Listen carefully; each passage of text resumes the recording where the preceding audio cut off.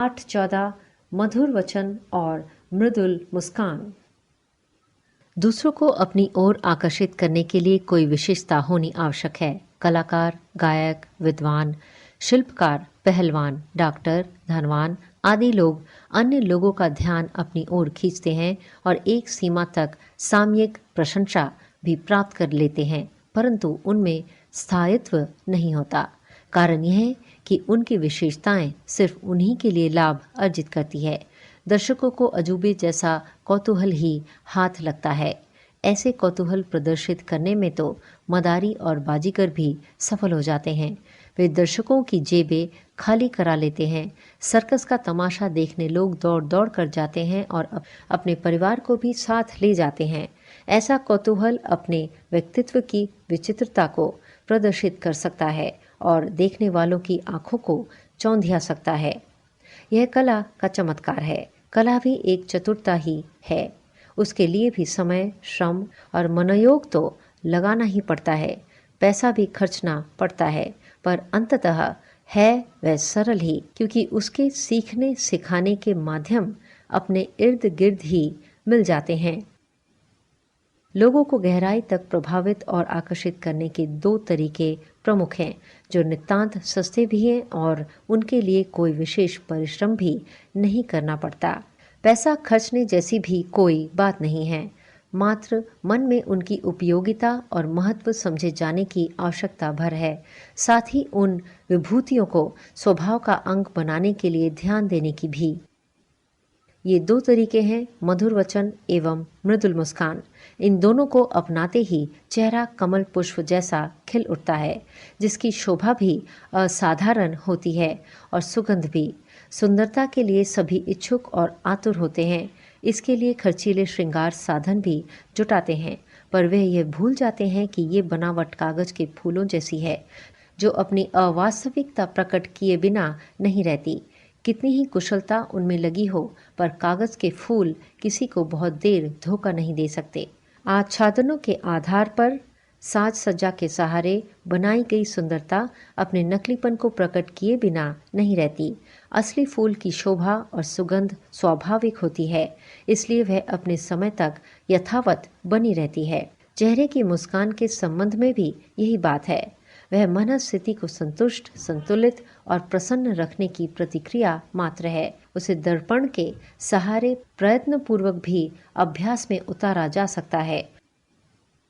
बनावट की दृष्टि से कोई चेहरा भले ही खूबसूरत ना हो, पर जब होठों पर मुस्कान खिलती है तो दिखाई देते हुए दांत मोतियों जैसे फबते हैं। कमल की पंखुड़ियां जिस तरह फैलाने पर अपने असाधारण सौंदर्य का प्रदर्शन करती है, वैसी ही बात मुस्काते हुए चेहरे की भी है। उदास, निराश, असंतुष्ट, असंतुलित व्यक्ति स्वयं को थका हारा, उपेक्षित एवं अभागे समझते हैं और मुंह लटकाए गंभीर बने बैठे रहते हैं।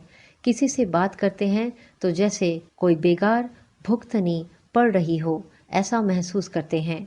जिनकी दूसरों में दिलचस्पी नहीं है, वे स्वयं को एकाकी अनुभव करते हैं। उनके चेहरे पर उदासी छाई रहती है। ऐसे लोगों के साथ संपर्क बनाने की हर किसी की अनिच्छा रहती है। उनके साथ रहने या उन्हें साथ रखने में हर किसी पर भार पड़ता है। जब फूल खिलता है तो उसका आकर्षण भरा सौंदर्य अनायास ही निखर पड़ता है। उसके साथ घनिष्ठता बनाने के लिए तितलियों और मधुमक्खियों के झुंड एकत्रित हो जाते हैं। भ्रमर मंडराने लगते हैं। आम पर बौर आते ही कोकिला कूकते हुए उसका यशगान करती है। बसंत ऋतु में खिलता हुआ माहौल पशु पक्षियों, कीट पतंगों तक को अपनी ओर आकर्षित करता है। ठीक इसी प्रकार मुस्काते हुए चेहरे की भी स्थिति है।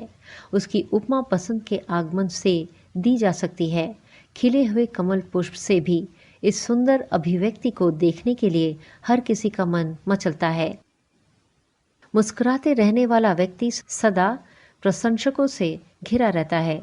उस दर्शनीय प्रतिमा की निकटता हर किसी को सुहाती है, मन मोहती है। ऐसा सुयोग प्राप्त करने का मूलभूत आधार तो यही है कि हल्का फुल्का, हंसता हंसाता जीवन जिया जाए, हर स्थिति में प्रसन्न रहने की आदत डाली जाए।